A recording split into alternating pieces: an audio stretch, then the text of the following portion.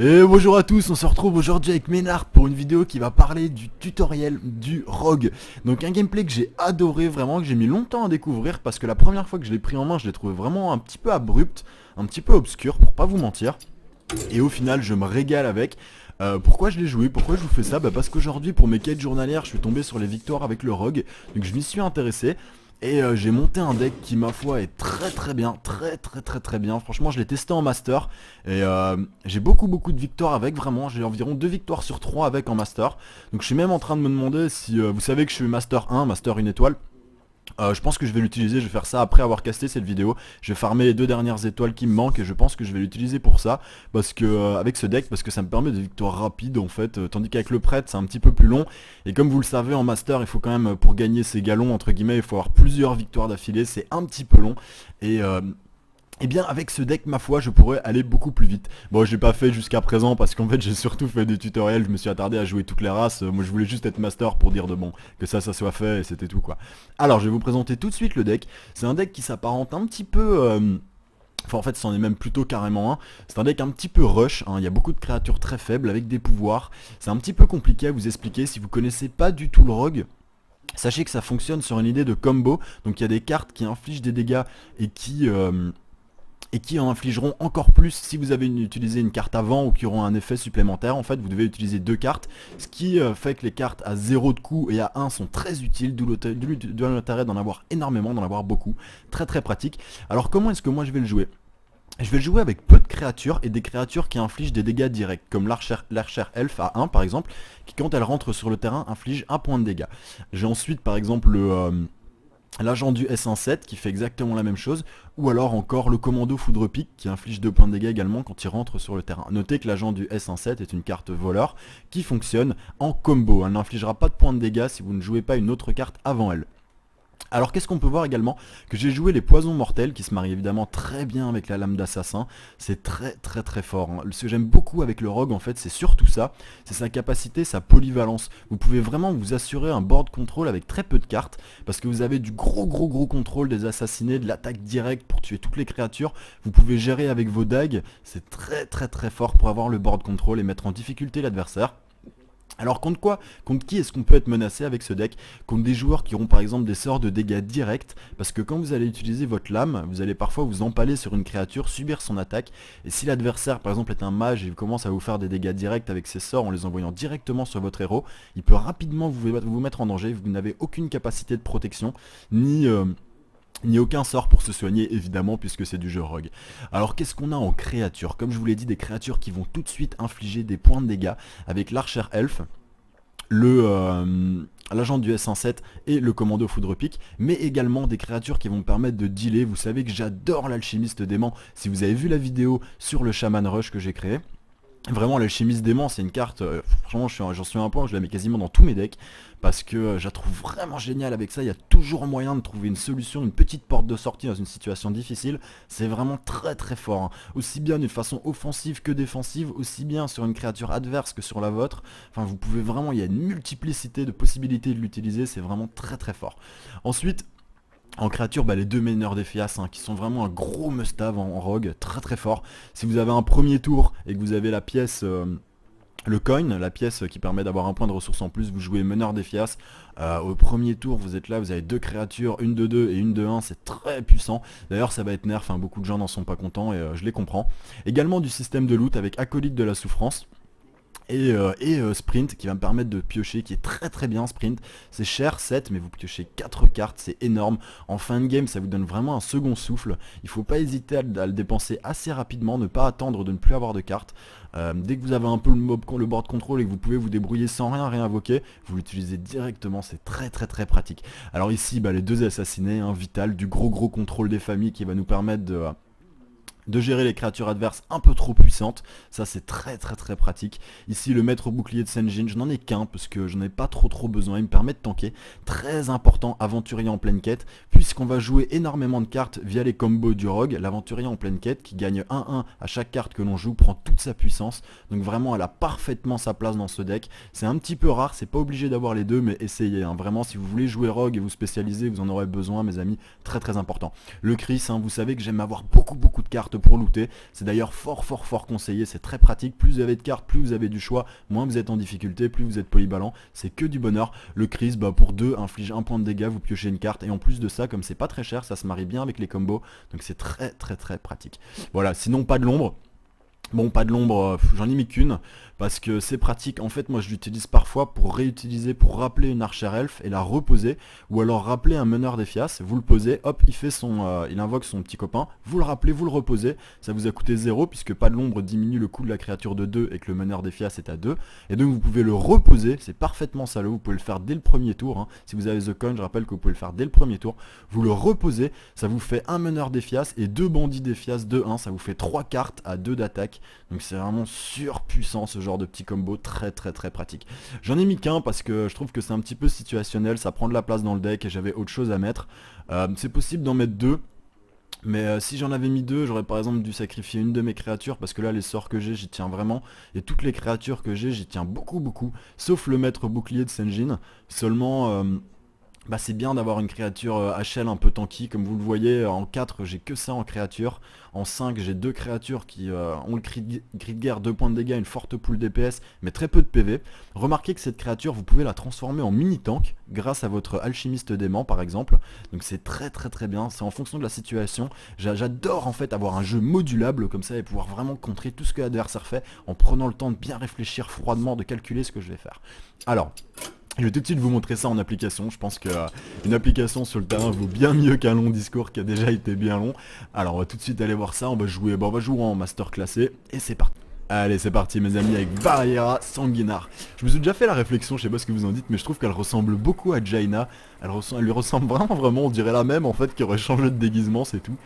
Et elles sont toutes les deux très jolies. J'ai vu sur les forums, c'est curieux parce que sur les forums on voit beaucoup de photos de Valeera, donc de l'assassin, de la voleuse, et on voit que le design de l'icône a changé en fait.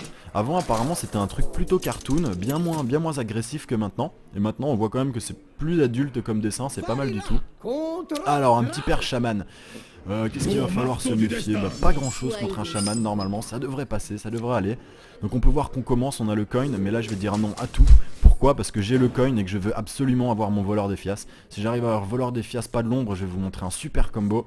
Et bah ce sera pas pour maintenant le ce sera pas pour maintenant le coin, c'est pas grave. Alors mon adversaire qui a l'air d'avoir quelque chose à jouer. En plus une carte vraiment que j'aime pas beaucoup là. Pas très bon, très difficile à gérer hein. Puisque je rappelle qu'il faut attendre. Vous voyez je peux pas lui faire mon attaque, c'est très chiant. Je vais être obligé d'attendre que lui m'attaque, ça m'arrange pas du tout qu'il ait eu ça à jouer directement parce que il faut que j'ai un board control en rogue, c'est très important d'avoir le board control. Après vous pouvez gérer avec vos sorts pour le reprendre, mais là voilà, donc là il va se démasquer, ça c'est très bon pour moi. Ah, il a un tank, il a eu beaucoup de chance sur ce coup là. Sauf que là, bah là du coup je vais lui faire un voleur d'Ephias. Et je n'ai pas mon pas de l'ombre, donc ça c'est vraiment embêtant. Je vais utiliser ça pour pouvoir lui faire le combo mes amis. Et on sera plutôt pas mal du tout. Donc là, que je dise pas de bêtises, oui. Voilà, je vais invoquer celle-ci, qui va tuer celle-ci, comme ça c'est fait. Et là je peux faire soit mon voleur d'Ephias, soit invoquer mon éviscération, mais je vais tout de suite mettre le voleur, comme ça je prends directement du board control. On peut voir par contre... voilà, le voleur d'Ephias vraiment très puissant, là je suis vraiment bien. Où il attaque, où qu'il attaque, il sera mort, j'imagine qu'il va l'attaquer sur celle-là, hein, ce sera le plus intéressant pour lui. Il va vouloir trade contre ma carte la plus forte. Surtout que s'il le fait pas, je peux la rappeler et après réinvoquer pour gratuitement si le pas de l'ombre tombe. Donc attention, voilà, donc c'est ce qu'il fait, très bien joué à lui. Ici, bah une carte de pioche. Sachez une chose mes amis, je pense à ça. Si vous avez une créature qui silence, cette créature qui donne la pioche quand elle meurt, vous pouvez la silence. Et quand vous la tuerez, du coup votre adversaire ne piochera pas. Pensez-y, c'est un très beau petit move, très intéressant. Donc là évidemment bah, je vais la tuer, hein, sinon il va vouloir l'empaler sur celle-là. Donc je vais faire ça tout de suite. Voilà, ici on peut voir que j'ai quelques cartes, mais je pourrais jouer une éviscération, mais c'est pas intéressant parce que je l'ai pas en combo. Donc je vais plutôt utiliser immédiatement mes dagues. J'ai des créatures potables, j'ai du bon contrôle ici, franchement là je suis pas trop mal, j'ai de l'éviscération, il y a vraiment moyen de dealer, mon arme est équipée. Une chose que j'aime bien faire avec l'arme, que moi je conseille, vous savez que bon, surtout en master en fait, si vous êtes un petit peu plus bas, il n'y a pas de problème à mon avis, mais si vous avez une arme avec une charge ou avec deux charges, n'hésitez pas à attaquer directement avec et pas à vouloir garder absolument vos charges pour quand vous en aurez besoin, parce qu'il y a toutes les chances qu'on vous fasse un bon gros limon des familles mes amis. Et dans ce cas là, bah, c'est un peu la déception quoi, très clairement. Là c'est dommage, vous voyez, j'aurais pu faire un super combo en jouant ça, quoique, bon, je pense que je vais le jouer quand même. Ouais, bien sûr, bah oui, je vais le jouer comme ça rentre, bah non, évidemment, c'est ça, il me manque juste un point, c'est un petit peu dommage, et surtout que je vais tuer son totem, parce que j'ai pas du tout envie qu'il me fasse une grosse AE des familles, et là vous voyez comme il ne me reste plus qu'une charge, s'il me sort un limon, ça fait un peu moins, c'est un peu moins grave que s'il me l'avait sorti quand j'avais 2 charges, du coup là je me permets de la garder pour le cas où j'en aurais besoin de me dépanner, où j'aurais besoin de pouvoir me dépanner. Alors qu'est-ce qu'il fait? On peut voir qu'il garde ses cartes, hein. C'est pas bon ça. Hein. C'est pas bon et il a beaucoup de chance. Il tombe sur des cartes assez tanky, ça m'arrange pas du tout. Là j'ai un Chris qui pourrait être très pratique ma foi. J'ai qui tape à 2, je peux en paler celle-là là, faire ça, le Chris sur celle-là, ça peut être pas mal. 2, derrière est-ce que je peux jouer? Maintenant je peux jouer que mon commando foudre pique. Vous voyez il inflige 2 points de dégâts d'entrée, c'est bien dommage parce que ça m'aura arrangé, là je vais devoir empaler ces deux là. Si j'empale ça ici. Lui je lui mets 2, j'empale celle-là dans celle-là et je lui mets un coup de dague. Ouais on va se faire ça mes amis, je serai largement au-dessus sur la board, j'ai pas besoin de piocher pour le moment donc pas de panique. Voilà donc en plus on a mon petit loulou là qui prend des points, ça c'est une bonne affaire, c'est dommage d'empaler mais j'ai des très bonnes cartes ici. J'ai réussi à EP mon aventurier donc ça c'est vraiment bien cool. Si on continue comme ça au prochain tour il va devenir encore plus fort. Au prochain tour si je peux je jouerai ces deux cartes là et là ça va devenir une 5-5. S'il me la tue pas maintenant ça va devenir vraiment dangereux pour lui. Voilà donc là il va choisir de la tuer. Très bien vu à lui. Il me sort une carte très dangereuse. Une carte qui est beaucoup plus forte que la mienne hein, évidemment. Alors est-ce que là je peux le tuer avec mes 2 éviscérations? Bah là mes amis là on va se faire plaisir. Ah mais je l'ai plus. Je ne l'ai plus. Je vais garder ça hein. Je vais utiliser des grosses cartes des familles. Mais ça va un peu me vider ma main. Mais ça va me permettre de piocher, c'est pas si mal. Vous voyez là je pourrais lui faire un S107 directement, ce serait vraiment pas mal. Mais il prendrait que 2 points donc non. Je vais lui mettre ça, ça va le tuer. Et derrière je vais en profiter pour me remettre une petite dague. On peut voir que j'ai des bonnes créatures qui arrivent. Au prochain tour si c'est calme et que je peux je lui ferai ça, le sprint, comme ça je serai vraiment bien dans la game. Et comme je vous ai raconté tout à l'heure, j'utilise immédiatement une de mes charges. Donc vous voyez le rogue, un gameplay très agressif, très polyvalent grâce à ses cartes qui attaquent immédiatement et à tous ses sorts. On peut voir que là j'ai encore un assassiné donc il n'y a vraiment rien qui craint pour moi. Bah voilà ça craint un peu plus. Mais c'est pas grave, vous voyez comme là, si j'ai... non, je pas... Ouais si j'avais... Ça ferait 4 et 2, ouais. Ah, vous voyez donc là le limon, j'ai très bien fait d'utiliser ma carte. Très bien pour moi. Là je vais tuer son limon avec ceci. Et là le problème c'est qu'il me tuerait cette carte là. Donc et je peux pas faire ça plus ça. Ça c'est 2, ouais je vais utiliser ça ici. Ah oui mais lui est insensible au sort, ça c'est vraiment désagréable. De sort ou de pouvoir héroïque, est-ce que ça marche mes amis? Je ne le sais pas, est-ce que ça, le cri de guerre est considéré comme un sort? Je ne pense pas, donc on va tout de suite l'essayer. Lui c'est sûr il y passe. Et bon au pire si ça marche pas, bon ben tant pis je perdrai une de mes créatures, c'est un peu gênant. Et je peux le faire donc ça c'est parfait. Voilà, donc là son totem je vous l'ai dit, moi je suis vraiment là-dessus, je suis vraiment parano, j'ai très peur de me prendre des sorts. Mais on peut voir qu'il est bas en PV, que de toute façon mes créatures sont basses en PV. Donc s'il me fait une AE dans tous les cas, s'il me fait un sort dans tous les cas il les tuerait. Donc là je vais quand même lui mettre exceptionnellement dans le visage mes amis. Puisque de toute façon là n'importe quelle AE il me tuera hein. Son AE est à 2 ou à 3 de dégâts. Elle inflige des dégâts aléatoires entre 2 et 3. Donc là au minimum il me la tuera quoi. Donc voilà, donc là il va faire un petit move très bien vu hein. C'est le move que je vous ai présenté. On peut utiliser le totem pour attaquer. Bon, c'est évident hein. C'est pas un secret, on va pas se mentir. Donc là on voit qu'il n'a rien à jouer. Très bon pour nous, parce que là en plus je vais pouvoir lui faire ça. Et là je pense qu'il va ramasser très cher. S'il a pas perdu, il doit pas être loin. Ouais, il va pas perdre là-dessus. Mais là je passe vraiment en mode, je te finis quoi. J'ai mon arme équipée, s'il a pas de tank il va être très mal. J'ai le board control, on est vachement bien. J'ai mon sprint et vous pouvez voir que s'il a un tank je le fais assassiner, c'est terminé mes amis. Donc là normalement c'est la free win. Et voilà un adversaire qui dit pas, je vais lui dire bien joué quand même parce qu'il a bien joué. C'est dommage un adversaire qui a pas été un petit peu bad manner mais c'est pas grave. Donc vous voyez le deck rogue qui passe très bien quoi. Là c'était de l'adversaire master en partie classée et ça passe mais vous voyez que j'ai gagné mais facile quoi. Et c'est pas un deck, je tiens à insister, on va y retourner pour le remontrer. Comme je vous l'ai dit, comme ça on va faire comme ça à chaque fois. Si vous n'avez pas noté, si vous avez des petites questions, si après avoir vu la vidéo vous avez des interrogations par rapport au deck, je vous le réouvre, comme ça vous pouvez bien voir tout ce qu'il y a de sympa. Comme ça vous pouvez mettre pause et si vous voulez copier le deck. Alors vous voyez que grâce à toutes ces petites créatures, avec un petit peu d'attaque, grâce à mes quelques sorts, à toutes mes capacités de pioche, c'est tout des petits tricks, des petits combos comme ça, des choses qui se marient bien. Ça fait au final un deck très performant qui est fait avec, parce que c'est vraiment très performant, moi je gagne vraiment très souvent avec un master. Et regardez mes amis, les cartes que j'ai, vous voyez, vous savez que l'indice de rareté d'une carte est, comment dire, et montré par la gemme qu'on peut voir centrale, hein, la gemme qu'on voit par exemple ici, la petite gemme blanche. Vous voyez que ça, tout ça sont des cartes banales. De chez banal, hein. C'est du méga banal. L'alchimiste démon, vous voyez qu'il n'est pas sorti pendant cette partie et pourtant j'ai gagné facilement. Sinon tout le reste c'est du banal. Agent du S17, un peu plus rare et malheureusement très bien pour ce deck, très fort. Mais sincèrement je crois que c'est payable, hein. Je sais plus c'est combien l'agent du S17, ça doit être 100 cristaux pour en avoir un. Ouais, c'est 100 poussières arcaniques, sincèrement ça va très vite, c'est tout à fait jouable. Si vous jouez Rogue en plus, achetez-les, vous allez les utiliser quoi, c'est sûr et certain. L'aventurier en pleine quête, c'est pareil, un petit peu plus rare, mais vous voyez tout ça, c'est 400 poussières arcaniques. Si vous désenchantez, si vous avez eu un petit peu de chance sur vos packs et que vous avez eu une carte en double foils, donc une brillante, vous la désenchantez, vous avez facilement 200-300 poussières arcaniques.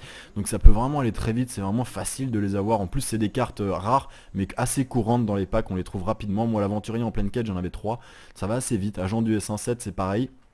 Donc pas de problème, et tout ça mes amis vous le voyez hein, c'est du commun quoi, tout ça c'est du commun quoi. Il y a 4 cartes rares dans ce deck, l'alchimiste démon qui est rare mais qui est totalement facultatif, donc il y a 4 cartes vraiment qu'il faut avoir, et pourtant c'est très facile à avoir, et pourtant il est très viable avec aussi peu de cartes que ça. Donc un très bon deck que je suis très heureux de vous proposer.